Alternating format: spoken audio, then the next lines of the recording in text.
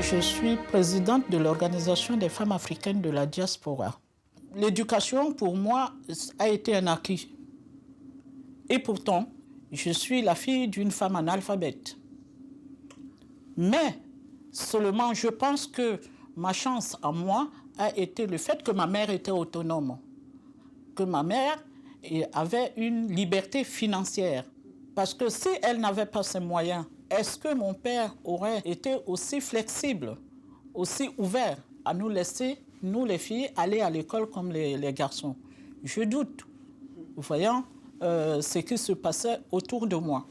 Quand j'ai mon brevet d'études, il y a un oncle qui vient voir mon père et lui dit « Suzanne va très loin à l'école, là. Tu dépenses beaucoup d'argent pour elle. Et cet argent ne va profiter qu'à l'homme qui viendra l'épouser. Ça ne profitera pas à la famille. Elle peut rester maintenant et attendre le mariage. » Ça, c'est le vécu. Ah, je vois encore la réaction de ma mère qui est sortie de sa cuisine et a chassé mon oncle. Mais alors, ben oui, c'était une femme caractérielle, paix à son âme. Mais je dis, elle a osé le faire. L'éducation des enfants, des filles, c'est un combat parmi tant d'autres.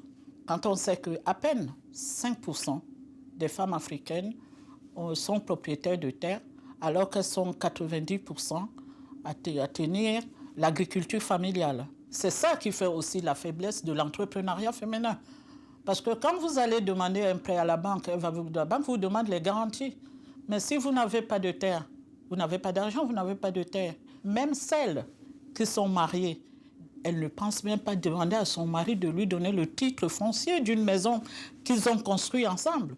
Alors que quand le mari, lui, il a besoin, sans même lui en parler, il va l'hypothéquer.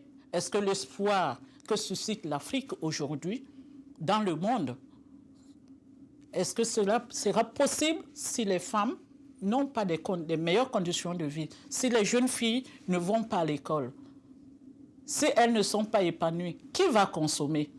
D'où viendra ce grand marché mondial? Elles ne viendront que des femmes. Le pouvoir ne se donne pas, ça s'arrache.